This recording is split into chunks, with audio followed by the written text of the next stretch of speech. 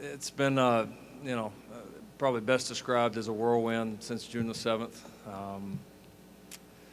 Tough to describe kind of all the emotions that went into that day and that decision, and still a little bit of a dream for me. But such a unique situation. Normally when there's a change in the head coaching position, so much else has changed as well, as far as bringing in a new staff. A lot of times, getting to know players, starting to develop those relationships, and what made this so unique, I think, was the continuity that was kept with the decision. Having lost both Pirine and Mixon to the NFL, what are your thoughts on your current running back situation, and who do you think is going to be stepping up this year? Yeah, no question. I mean, you on one hand, you lose two great players, guys that were incredibly productive in this league, and I think we'll both have long NFL careers.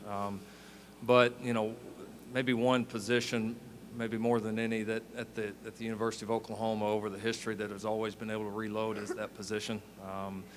We've got kind of a unique group. Rodney Anderson, comes to mind. Obviously, he's missed the last 2 years because of injuries, but he's had to fight through a ton. He's a great worker. He stacks up there physically as good as anybody we've had at that position, including Joe and Samaje. But we know he's got to go prove it on the field. Abdul Adams played some for us as a third back last year and played well when he did. Had a great spring, was one of our most improved players. I think he'll definitely be in the mix, as well as Marcellus Sutton, a junior college player that we signed. Also went through spring ball with us. He's a little bit smaller, got a little bit more explosiveness to him.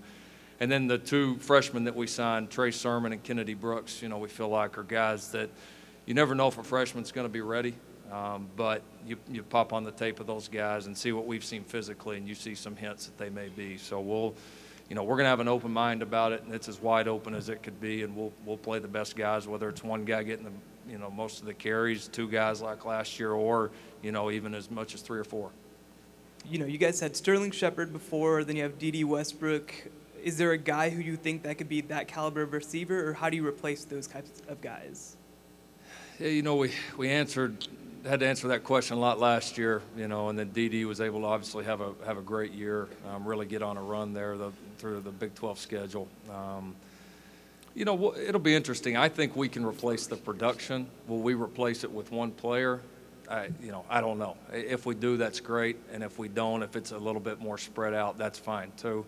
I do think, looking at our receiving core, that we will be more deep and a little bit more talented than we've been across the board in the previous 2 years that I've been there. So, we've got some guys kind of like Dede was as a junior that are right on the verge. Jeff Mead, Mark Andrews, Nick Basquin, those guys that have made some plays that are right on the verge, and then some new exciting young players, along with the graduate transfer Jeff Badette, that we think are, we've got the right guys in there. We've just got to get them in the right spot, and then just kind of see how they grow.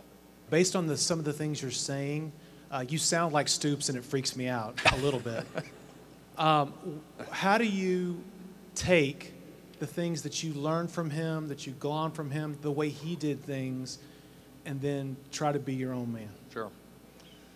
That's probably the biggest and, in my opinion, best piece of coaching advice that I've gotten, since this has happened and that'll be one of my challenges, is to find a way to still be myself, but not discount all the lessons from him and the other guys that I've worked for and with over the past several years.